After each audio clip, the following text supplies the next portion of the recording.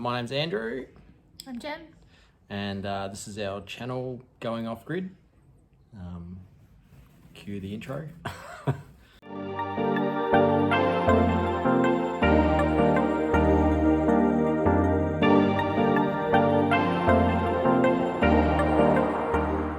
Basically, we're starting from scratch and bought a bit of land, and we're building a house and going off grid. So yeah, thought we'd document it all just because it's the first time for us, and yeah, it's a bit of a journey, but we thought we'd make a few videos and see how it goes. So yeah, We've owned a couple properties in the past 10 years or so that were built in the 1880s, 1870s. Yep. And they presented a lot of challenges with trying to retrofit them with sort of off-grid systems. Not really. Yeah. We've learned a lot of hard lessons, good lessons. And I mean, living in Tassie in houses that leak and you know, are cold, and trying to make them sustainable and make them eco, it's a bit of a battle. So building a house from scratch is going to be a bit of a joy in that respect, getting the star rating up there. So yeah, and I guess to start from the start, we moved from Tassie in about 3 months ago all the way across Australia to sunny Esperance and way down southwest WA, and it's a pretty nice spot. And we bought I'm not sure what it is. 6 hectares. 6 hectares, yeah. Bit of block of land, and it's pretty close to the beach, and they're pretty nice beaches in this area, so we're pretty lucky in that respect.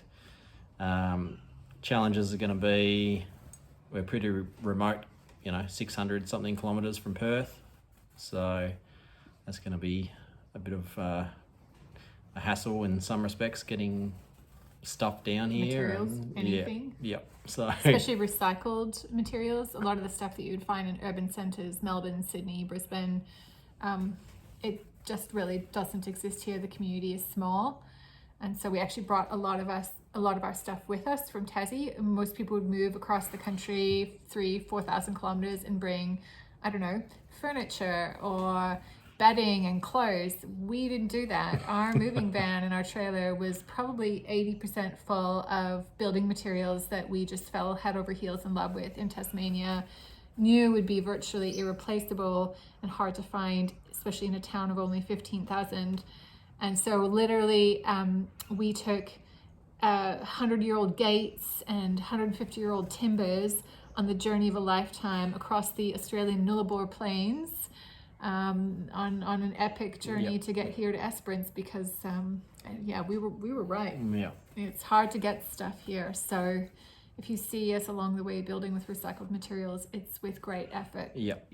We're going off grid, as the channel name suggests. So not only the power situation, getting a whole off grid set up, but we're also doing a few other things around the property. So grey water and bore water, and yeah, just trying to you know, live off the grid. So we're also doing a lot of revegetation. So the previous owners cleared maybe around 40% of the 6 hectares, which is not what we would have wanted. So we've got a long, hard road ahead of trying to put that back as it would have been.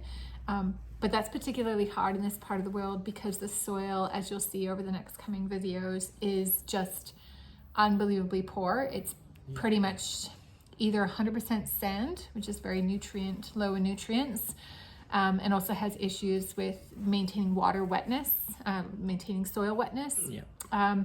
Or it's limestone with a really heavy limestone cap. And so even if you do have a little bit of topsoil, very shallow below that is this limestone cap. And so you get plants that grow a little bit over a few years, then they hit that limestone cap, the roots can't punch through, and you just go nowhere. Yeah.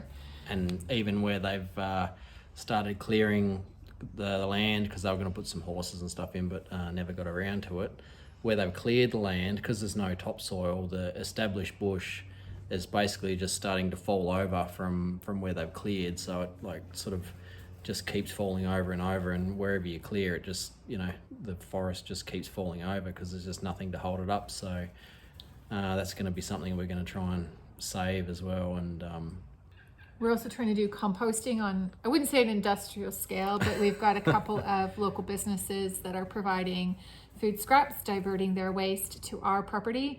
So in a very short number of perhaps 4 weeks, we've gone from no compost to almost filling one of our compost bays and having to think seriously about adding a third. Yep. And it's going to close the loop. So we're going to take that compost, turn it into soil, put it into raised garden beds, and then everything that we grow from those raised garden beds, we're going to take it back to some of those businesses that we're working with. One in particular is a First Nation owned corporation, and so it's really nice to return fresh food and produce to the local Indigenous community. So that'll be really rewarding. I've got a bit of drone footage of our block, so we'll just play that, and it's a pretty funny video of me running around with the drone chasing me. But you'll notice that this video is from when we first looked at the property, which was last winter, and it was actually a really wet winter, spring, and the block's a lot greener. But now it's April now, we're just past like all of the summer, but yeah, it's brown. Everything's dead, so Everything's dead. it's horrible. So yeah, it looked a lot greener in summer. So once we're set up, irrigation will be a big thing, and trying to keep everything alive in the summer, because it's just so dry here in summertime. But yeah, we're pretty excited. Like, we've never. It's not just us. Well, yeah, I got the puppy dogs. So this is our older one and our younger one. Oh, look at that. He just tore off. Oh, Vienna. So this is Vienna. That's Farley chasing a bird that's got into our shade house here. It's just flying around everywhere. Farley, good boy. Yeah, I'll show a bit more on of the block and the area, and then probably next video do a little bit about the actual design of the house and what we're thinking, and how we're going to try and make it, you know, get the star rating up basically, and make it as eco as possible and comfortable. So how we thought through everything from like low carbon miles and the whole works. Yep.